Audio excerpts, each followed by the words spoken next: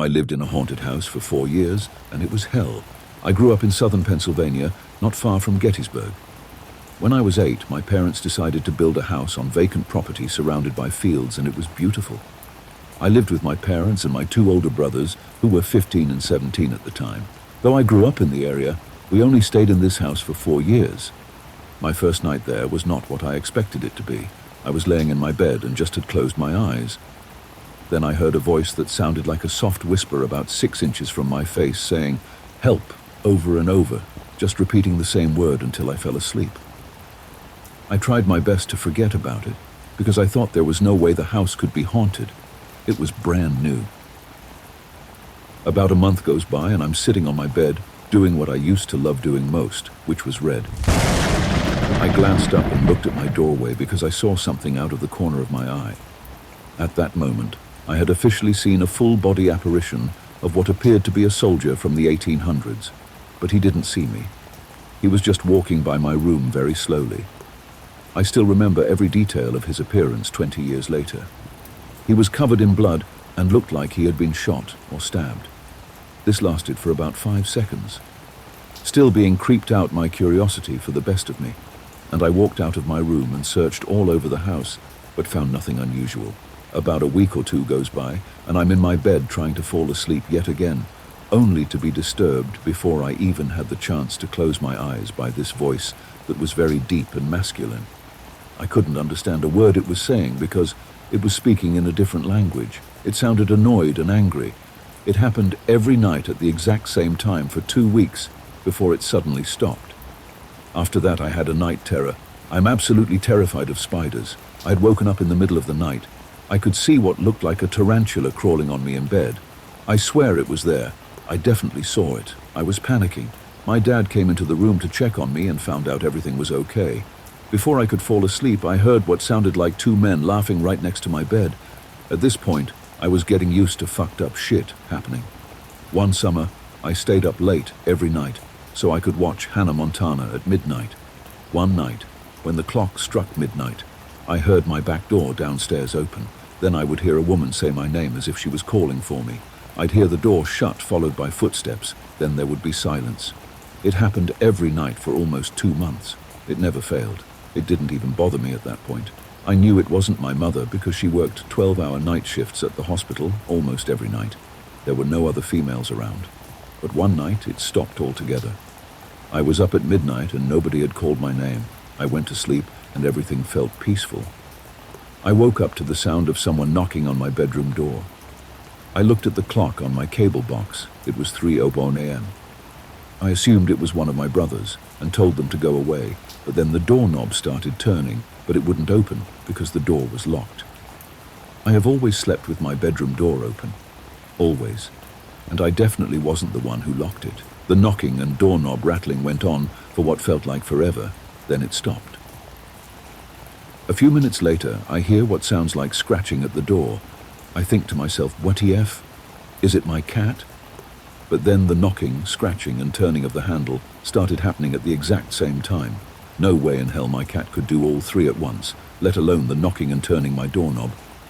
It would happen for about 30 seconds, then it would stop. It happened at least 5 times. Sometimes the knocking would be so hard, it sounded like pounding, and my whole door was shaking. Whatever was on the other side of that door really wanted to come in. It got so bad it woke my dad up. He heard all the commotion, and as soon as he opened his bedroom door, it all stopped instantly. He called me, but I was too afraid to say anything. He went back to his room and closed the door, but the same scenario repeated itself 3 more times. My dad made me sleep in his room. We never spoke about it ever. Things seemed to be fine for a while, then whatever was in my house struck again. My brother had got up to go to the bathroom. He turned the hallway light on, noticed my bedroom door was closed, as it was across the hall from the bathroom. He comes out of the bathroom, and the hallway light is off and my bedroom door is wide open. He looked inside my room and saw me still sleeping. Everyone in the house was sleeping. He woke my father and brother and told them what had happened. They searched the house for a possible intruder but found nothing. More months go by, and we are all awoken by our smoke detector going off in the middle of the night. We all panicked downstairs, only to find out our stove was on. Full blast. Big-ass flame on top of the stove. In the middle of the night.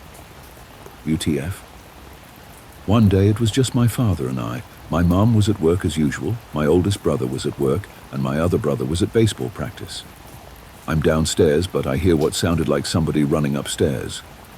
Forgetting that both of my brothers aren't home, I go up the stairs and see someone run into my brother's room and slam the door. It was loud. I thought for sure it was my brother, and I wanted to go in there and see what he was up to and why he would be running around like that. I opened the door and nobody was there. I watched the door close right in front of me. I felt sick to my stomach just standing there, realizing the only other person that was home with me was my father, who was in the shower. I kept seeing weird shit all of the time. One day in the middle of the day, I saw my German Shepherd run upstairs full blast as if she was chasing something, but I didn't see what she was chasing. Whatever it was went under the bed, and she was viciously growling at it. I thought it was my cat until I saw him sitting on top of the bed, who appeared to be sleeping until we bursted in. One night, my cousin was spending the night. We were walking through the living room when she saw the reflection of another person on the glass of our big bookcase. Another time, we were in my backyard and she told me she saw somebody looking at us through the window on a few occasions, and it definitely wasn't anybody we knew. My brothers almost never had friends over, so that was not a possibility. I remember one day I was walking down the basement stairs. When I got to the bottom of the stairs, I saw what looked like another apparition, except the apparition looked exactly like my oldest brother, but it also didn't look human. It was almost white and blue, and his eyes were pure black. When he saw me, his eyes got really big, and he looked terrified and ran away and went into the crawl space. I ran my ass upstairs to find out my brother wasn't even home. I never went back there after that. A few months later, I was with the same brother, and we were in the living room watching George Lopez late at night. I'm into the show, but he muted the TV. He looked at me and said, "Did you hear that?" I told him no, I didn't hear anything. We sat still for a minute, then I heard it.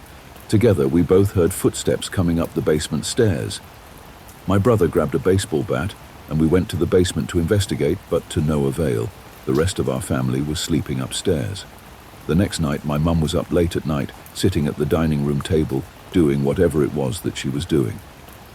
Around 3 a.m., the shelf in the dining room wall flew off the wall and put a hole in the wall that was adjacent to it.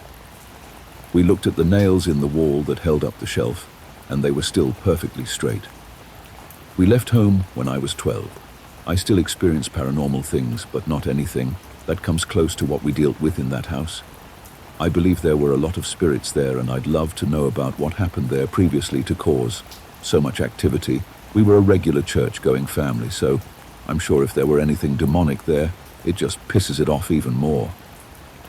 What do you think it could have been? Ghost, demons, poltergeist, all of the above?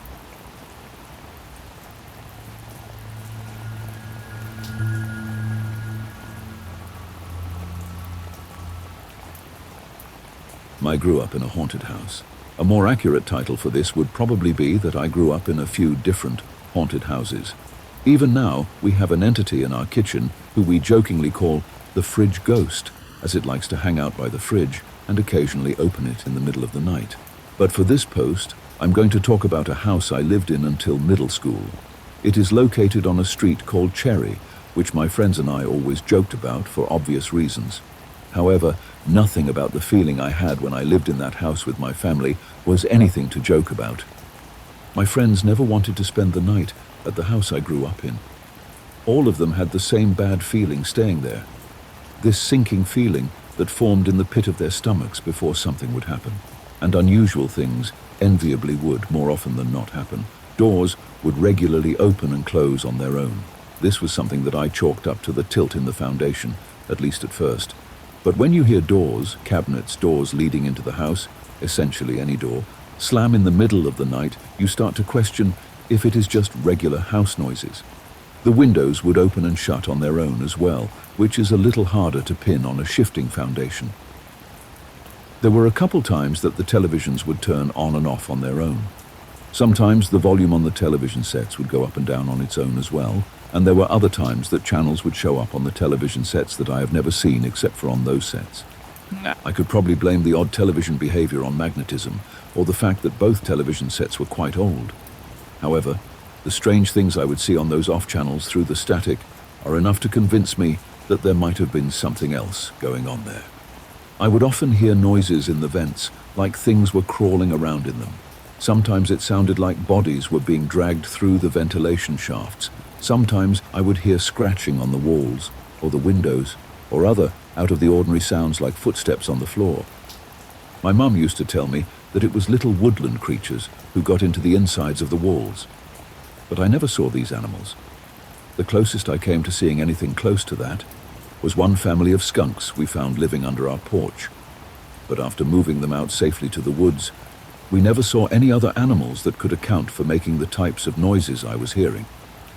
Sometimes I heard whispering, other times I heard yelling, like a faint cry through the walls. There were other times I would find strange yellow liquid on the walls, or other similar substances. My mom used to say it was mold and not to touch it until she could clean it up. But it didn't look like mold to me. It didn't look like any of those substances could be made by anything living. I would also see ghostly figures roaming the house. When I was young, I used to talk in great detail with what I think was a child, female entity. It was more like a one-way conversation with the entity, although sometimes it would answer in its own way. I wrote an essay about my friendship with that ghost for one of my classes later on and submitted it as fiction so the teacher wouldn't think I was crazy. But the truth is that my friendship with that ghost and some of the other presences was real. Of course, there was the typical haunting stuff too, like objects being thrown, pulled, or just simply going missing altogether. I used to joke with my mom that the wall trolls or house gnomes had made off with our stuff, to which she would just roll her eyes. When my mom started seeing some strange entities peering at us through the windows or as we were sleeping, she started to take my stories more seriously. She won't agree with everything I've claimed to see in that house, but she will definitely admit that there were presences that would appear. I often saw toys come to life, including a doll my aunt had brought me back from Russia. I had a dream that the doll was trying to kill me by choking me to death. When I woke up, the doll was sleeping next to me in my bed. No one had ever moved it there that night. I ended up blessing the doll and throwing it away. To this day, I don't like dolls and will not sleep in the same room with one. I remember that the landlord who lived in the house next door was always asking us how things were going in the house. My mum told me to keep quiet about the things we saw because the rent was cheap and she didn't want to upset her. But even though I never got any direct answers from the landlord, I could see by her behavior that she must know something was wrong with the house. Perhaps the strangest thing was that the house didn't particularly have a dark past or a history attached to it that would make it stand out as a hub for spiritual activity. The landlord was cranky, and her attitude could have contributed to the overall negative vibe, but other than that, we never knew what in particular made the house haunted. I didn't exclusively see evil entities in the house either. Like I said, I made some friendships with the ghosts, and I even saw other entities like what I can only describe as being little people, and entities that looked like what people say greys look like, but they were not aliens. This leads me to believe that the house was built on top of some ley line or portal that opened up into other realms. Maybe a more accurate title would be that my house was a gateway. I'm not sorry I had the experience that I did. In fact, I think it broadened my horizons and showed me from an early age that there is more to the world than what we can physically see. I will always think of the friendships I formed with ghosts and other entities fondly. For some people, my experience might have a rational explanation, and that is fine. I have always had an open mind, and I'm happy to listen to many sides of an argument. But for me, the experiences I had in this house growing up were tangible and not just the imagination of an elementary school kid. They are something that has colored my view of this beautiful and mysterious world and has opened my eyes to all kinds of realms of possibility.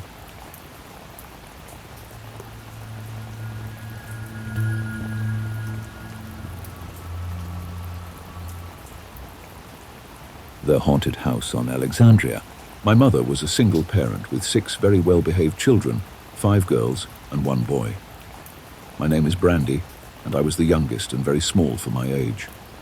We were all open to the paranormal at an early age. This took place in Hollywood, California, in the late 60s. Mom knew her kids were all different, and she was very supportive. She would just tell us not to go around telling people because they would think our family was crazy. Looking back at life with my mother, I tend to agree on so many levels. Something she always said stuck with me People don't like what they can't understand. At the time, we were renting a downstairs duplex on Alexandria Saint in Hollywood, California, across the street from this mean old lady. She lived in the back of this house with her windows blacked out and would scream at the kids walking or riding their bikes by. She even popped our balls if they landed in her driveway, and then she would laugh. I tried to be her friend because I loved everybody, but she had an evil soul. One day our mother sat us down and told us that the owner was getting a divorce, so she and her kids wanted to move back to our place, so we had to move.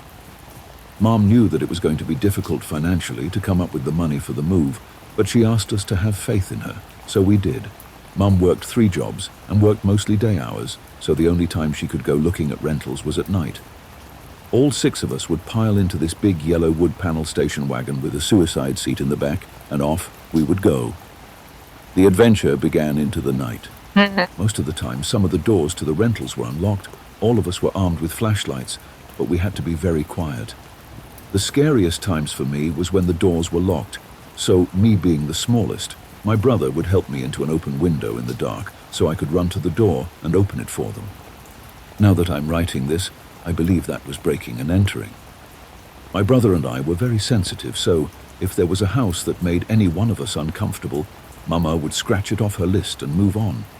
It was hard to find a house that fit all of us, especially anything my mother could afford. One day I came home from school and was surprised to see all of our stuff was being moved to the house directly across the street, where a mean old lady lived in the back. I finally found my mother and asked her what was going on. She told me that she got a really good deal she couldn't pass up. Just stay away from that old lady, she told me. It was an old 2-story house with wood floors and a big porch that wrapped to the side. 1 bathroom and 3 bedrooms. It used to be 4 bedrooms, but a small portion in the back was divided to accommodate another renter, that old lady. I must add that I was young and still very small for my age. That house was much bigger than the duplex across the street. Boxes were everywhere, and there was so much commotion downstairs. My mother was understandably distracted. I asked her why she didn't wait and let me check the house for anything bad first, not wanting to make me feel dismissed. She took both of my hands and told me that there wasn't any time. It was a good deal, and I had to take it, and that she also didn't have to use a moving truck. She told me to check it out now and report back to her if anything was wrong. Feeling very important, I went off to investigate. I went into the kitchen big, I went into the dining room fancy, and then I started up the stairs. Mom mentioned that there was a bedroom big enough for all my sisters, a place for all my toys in the hall, and a room for my brother, so I was excited to see this. The staircase was enclosed with a door at the bottom. You went up 4 steps to a landing where it turned to the right, and then proceeded up from there. I got up to the top step when something got me. It felt like 3 cold hands, quickly one after the other, grabbed around my throat with such force.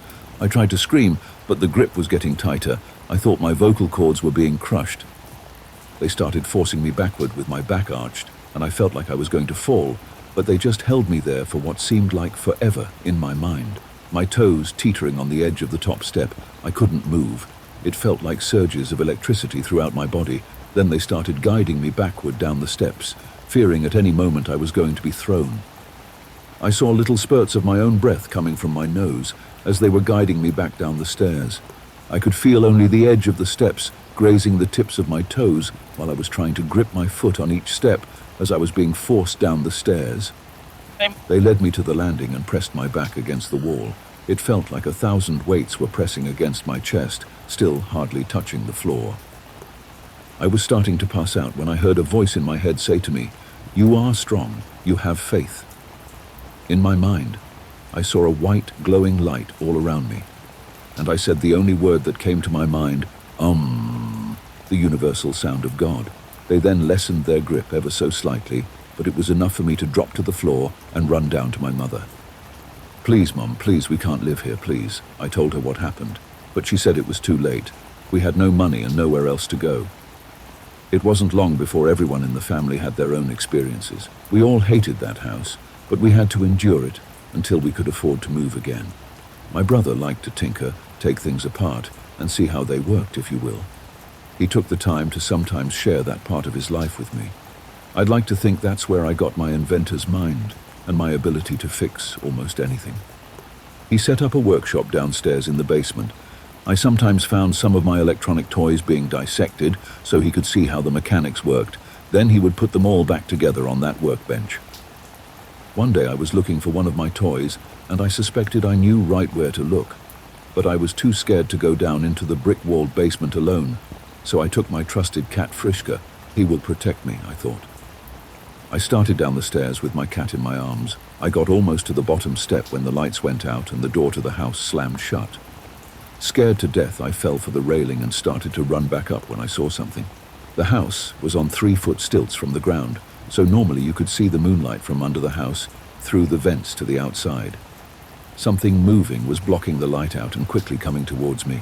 It almost looked like billowing black smoke from the back of the house.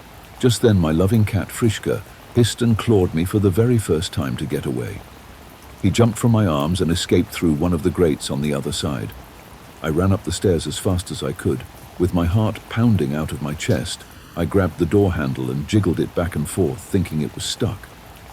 I heard a loud, long exhale behind me, followed by the smell of rotten eggs. The door finally opened, and I slammed and locked it behind me. When I told my brother, he said that he never felt good down there, and he kept the door always locked after that. My family was very involved in the temple. We cleaned it every Saturday and helped with all the events and variety shows. Funny thing was that our family was so big, it felt like we were the variety show. One such day, they were all at the temple doing something. I don't remember what. I had just arrived home from school, and someone, I think one of my sisters, was supposed to be there to greet me. Now, this event happened in the hall.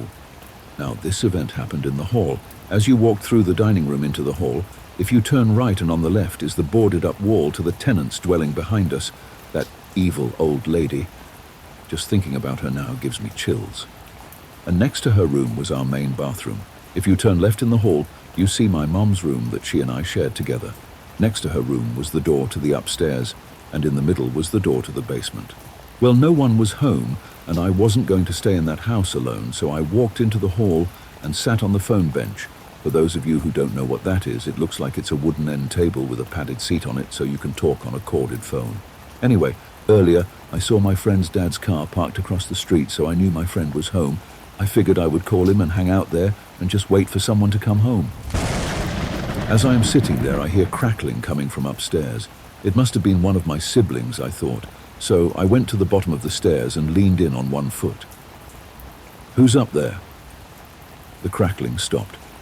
Thinking they didn't hear me, I yelled again, this time calling out a few of my sister's names. Still nothing. So I sat back down on the bench and waited for them to come downstairs. It was quiet, not a sound. Just then, to the right of me, it sounded like someone was pressing their body against the other side of the boarded-up wall, listening. Then a muffled, quiet, evil giggle. It felt off, really off.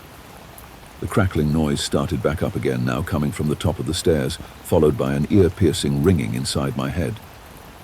Feeling uncomfortable, I picked up the phone, not taking my eyes off that staircase.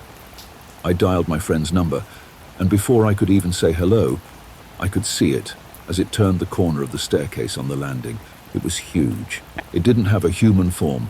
There were what looked like hundreds of eyes all over, and it was pulsating red to amber. The deafening sound of crackling was coming from it, with sparks flashing all over its form. It was slowly gliding down the stairs, coming towards me. I then heard more prominent laughter, almost like a cackle coming from behind that wall, and I dropped the phone, and ran straight over to my friend's house until someone came home. Now please keep in mind that we only lasted 6 months in this house, so these are all the events that I know of within that time frame and were confirmed to me by my siblings firsthand. A brief description of where this next event took place. It was on the 2nd floor. Standing at the top of the stairs, to the left toward the back of the house, was my brother's room.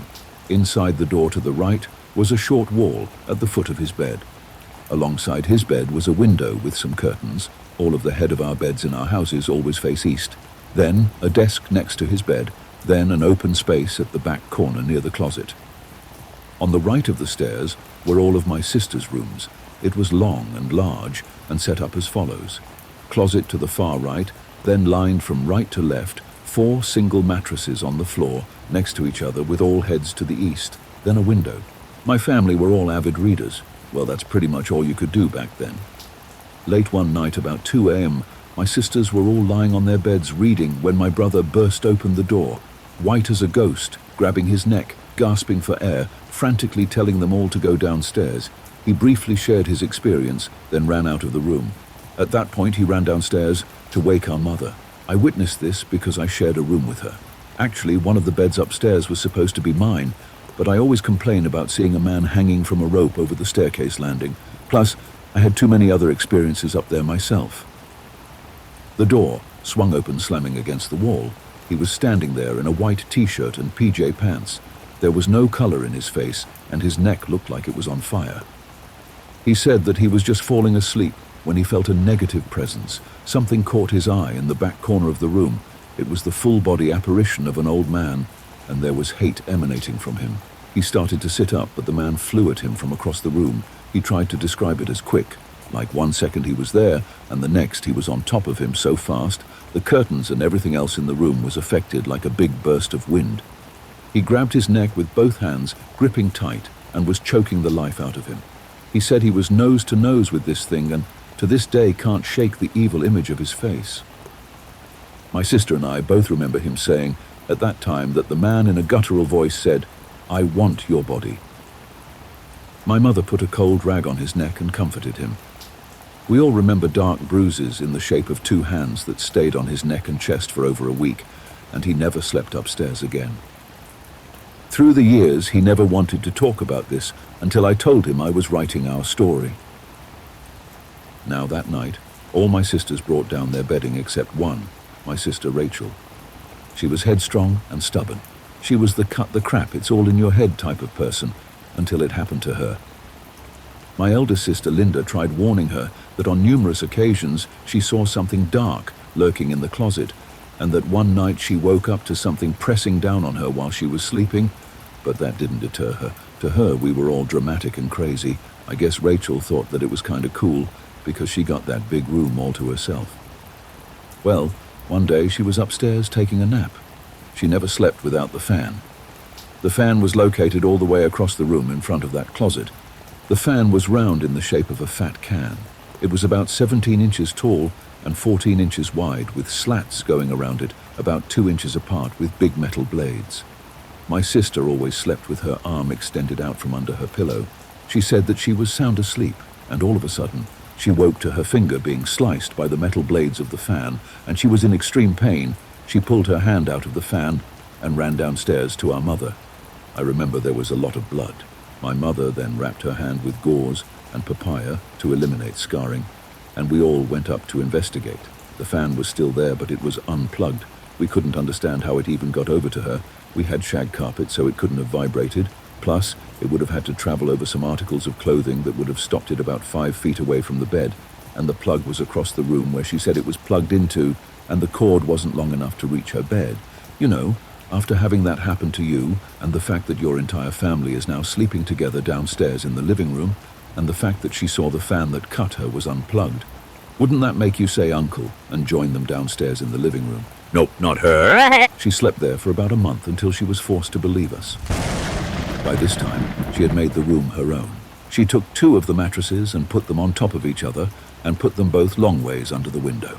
She told me that she was in the beginning stages of a dream state when she was fully awakened by pressure on her chest. It felt dark and evil. She couldn't move. All these things were racing through her head when she remembered what our minister told her when we were in council about this house. He told her to try to communicate with it, asking if it would follow her spirit guide into the light, so as she did, the pressure started to get worse. The more love she sent, the heavier it got. She said it felt like a cement slab crushing her body and expelling all her air. I asked her how she got out from under it, and she told me that she prayed and said some things our minister told us to say, and it lifted. For the rest of the time we were there, she slept in the living room with us. Living there was hell. Every chance that old lady got, she tormented me. My brother and I both saw through her screen door some dolls that looked like us made out of our own trash, with things stabbed into them on her coffee table. She watched me through her screen door while I was playing. She would stand outside our kitchen door and stare at us cooking. My sister Melanie was in the bathroom, and we heard a shuffling on the other side. So being curious children, we put our ears to the wall and heard her breathing and swallowing. How long was she listening, and why? Melanie, who made fun of me for not wanting to go upstairs or to the bathroom alone, was faced with her own frightening experience in the bathroom. While she was in the shower washing her hair, she opened her eyes and saw a face looking back at her in the shower with her. So, after that, I had to sit in the bathroom with her, and I felt very selfishly justified because not 2 weeks earlier she thought it would be funny, so she took all of my art stuff and put them on the top of the stairs, so when I went up to get them, I was scared to death when I turned around to run downstairs and saw a man hanging by his neck over the landing. One day my mother gave me instructions to water the plants outside, and the water handle was outside our kitchen door. All I know is that my hand was on the handle, and she just appeared behind me, almost pressing against my back, with her hand over mine on the handle. I looked up at her in shock, and our eyes met. There was nothing but hate in those blue-gray, piercing eyes.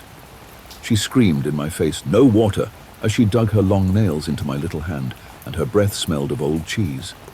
I guess my sister Charity saw this from the screen door and agreed that she was fast on me. Charity burst out of the door and yelled at her to get away from me, or it would be the first time she beat up an old lady. The lady released my hand, leaving marks on my hand from her nails, and backed off of me. My sister yelled at her to go home. So many things happened in the short span of 6 months that we were there. We found out that a man did hang himself on the stairway and someone shot themselves in the closet upstairs.